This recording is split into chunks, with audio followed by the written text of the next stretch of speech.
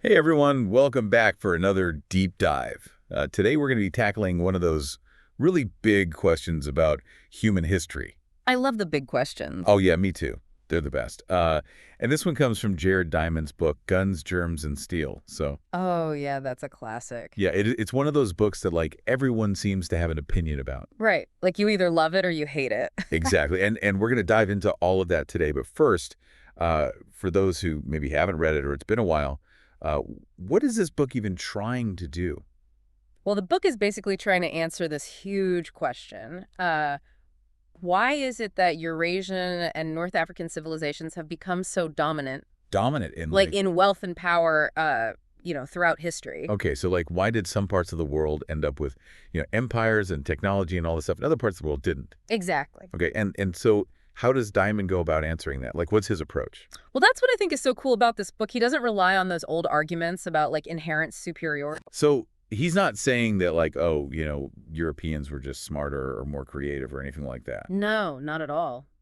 He's actually looking at environmental factors and saying that seemingly small differences in geography can have huge impacts on societies. Okay, so it's like where you're born on the map could actually determine how your culture develops. Yeah, kind of mind-blowing, right? Yeah, it is. It's humbling too in a way, like to think that we might not be as in control of our destiny as we think we are. Totally. And, Diamond starts the book with this amazing story about a question he was asked by a New Guinean politician named Yali.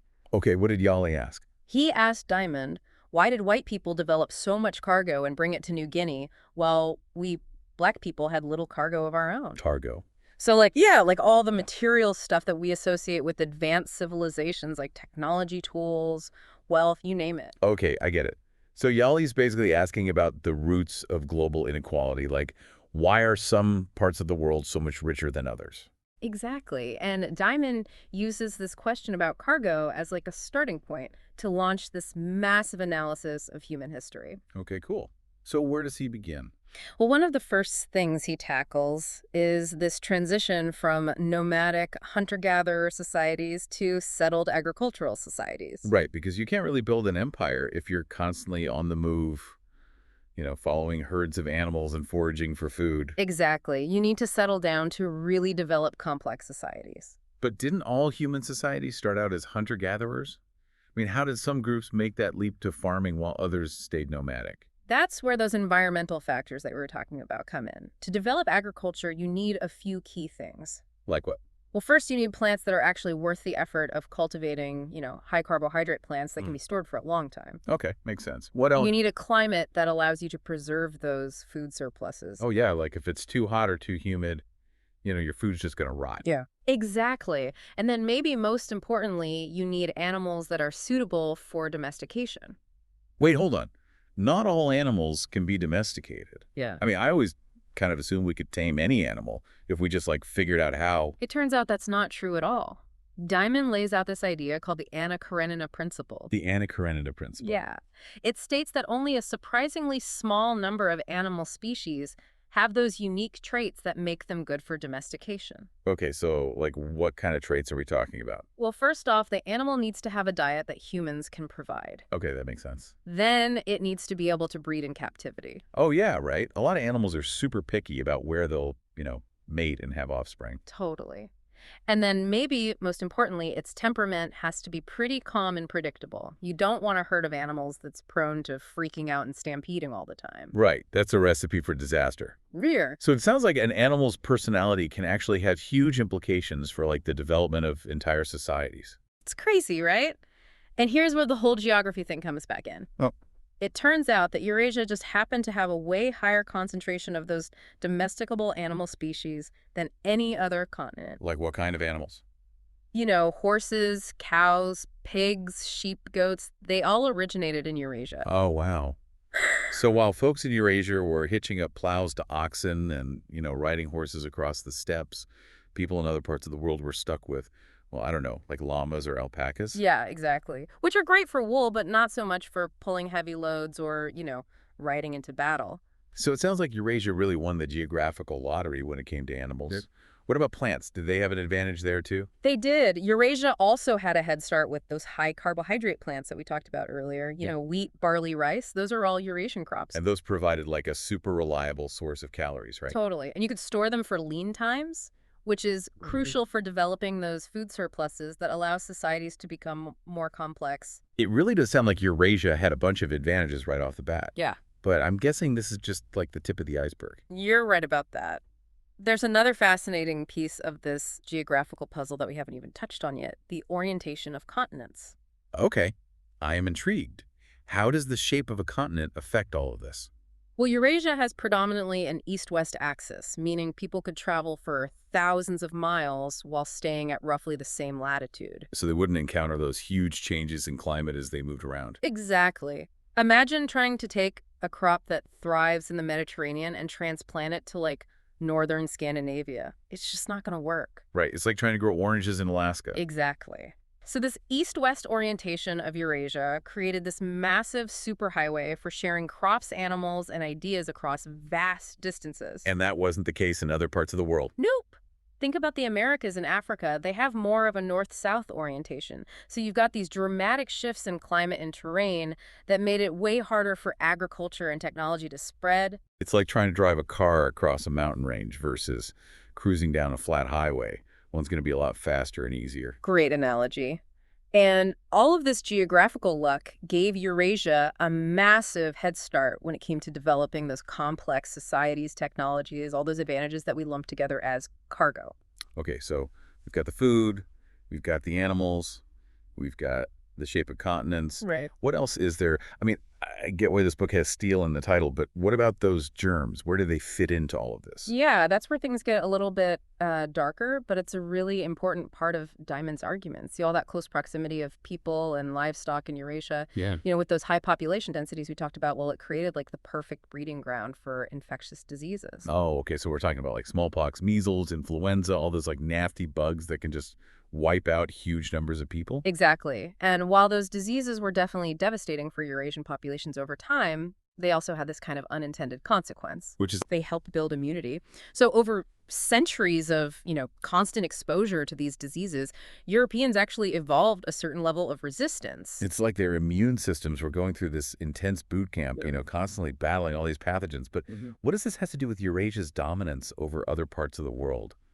I mean, I'm assuming these germs didn't just like stay put in Europe and Asia. You're exactly right. When Europeans started, exploring and colonizing other parts of the world, they unknowingly brought those deadly germs with them. And when those germs came into contact with populations that had never been exposed to them before. Disaster. Total disaster. I mean, those populations had zero immunity. It was like they were being hit with this biological weapon that they had no defenses against. So European diseases like smallpox and measles just rip through indigenous populations in the Americas, Africa, Australia. It's kind of horrifying to think about how something as small as a germ could have such a huge impact on the course of history. It really is, and it's something that Diamond argues we can't ignore if we want to understand how the world's got to be the way it is. To recap, we've got the food surpluses, the domesticable animals, the east-west axis, and now these killer germs. It's starting to look like this perfect storm of factors that all tip the scales in Eurasia's favor. It really does. But okay, I have another question for you because you might be thinking, if Eurasia had all these advantages, why was it Europe and not, say, China that ended up becoming this dominant force in global colonization? I mean, they both shared those geographical advantages, so what made the difference? That is a great question. And, a lot of people have pointed out that China actually had a period of incredible maritime exploration back in the 15th century, way before Europeans even dared to venture out that far. They had these massive treasure fleets sailing all over the Indian Ocean. So they definitely had the capability to become a global power. They absolutely did. But Diamond points out that there were these key differences between Europe and China that ended up shaping their destinies, for one thing. Europe was split up into all these competing kingdoms and nation-states, while China had this much more unified, centralized empire. So in Europe, one kingdom decided to stay home and focus on, its internal affairs. It risked falling behind all its rivals. Exactly. But in China, if the emperor decided to call off exploration, well, that was pretty much the end of it. So that constant competition in Europe created this huge incentive for innovation. They were always trying to one-up each other, whether it was new technologies, new trade routes, bigger and better ships. Exactly. It's like that saying, necessity is the mother of invention, and Europe's fragmentation created a lot of necessities. But China decided to focus on consolidating its power within its existing borders Right. They turned inward, while those fragmented European nations were kind of forced to look outward. because they were running out of room to expand within Europe itself. That's a big part of it. They had to sail beyond those familiar shores if they wanted to keep growing and competing with each other. And so, while China had the resources and the technology to become this global superpower, they ultimately chose a different path. They went for internal stability and control, while those European nations became much more dynamic, more adaptable, more outward looking by necessity. Wow, it's amazing to think that these seemingly random geographical features could have such a profound impact on the course of history. It really makes you wonder, if the map had been drawn just a little bit differently, how might things have turned out? Would we be talking about a Chinese-dominated world instead of a European one? Yeah, it's a mind-boggling question. But I think before we go too far down that road, the what if road, we need to acknowledge that Diamond's book has also generated a lot of controversy. Not everyone agrees with his conclusions. Right. Some critics have argued that he oversimplifies history, that he focuses too much on the environment and not enough on things like culture and social structures. Yeah, and others have said that he downplays the role of human agency, that he makes it sound like we're all just puppets of geography, just at the mercy of these larger forces. I think it's important to remember that guns, germs, and steel is just one interpretation of history and a complex one at the spar, that it's meant to spark debate, challenge our assumptions, not give us all the answers. Exactly. And even if you don't agree with every single point that Diamond makes, you can't deny that he's raised some really thought-provoking questions about the forces that have shaped our world, and that's what makes this book so valuable, even decades after it was published. So where do we go from here? I mean, we've covered a lot of ground. The rise of agriculture, the spread of disease, the role of geography in shaping global power. What's the big takeaway message that you want our listeners to walk away with? Yeah, it really is a lot to think about. I mean, it's kind of like a wild ride, going from the dawn of agriculture to like the age of exploration, and all along the way trying to figure out how these environmental factors have shaped everything.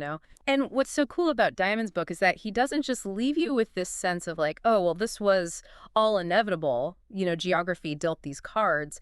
And that's that he actually challenges us to think critically about the choices that we make today. So it's not just about understanding the past, it's about using that understanding to shape the future. Exactly. He's saying that we're not just like passive bystanders in all of this. We actually have agency. We make choices and those choices matter. So Diamond's work is kind of a call to action then.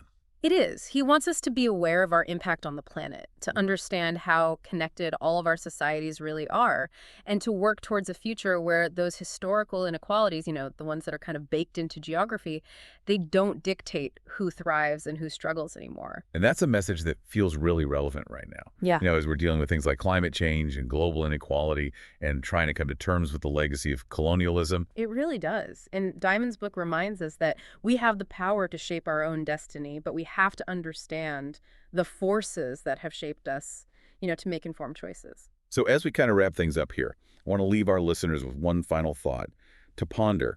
Do we have more control over our destiny than we think?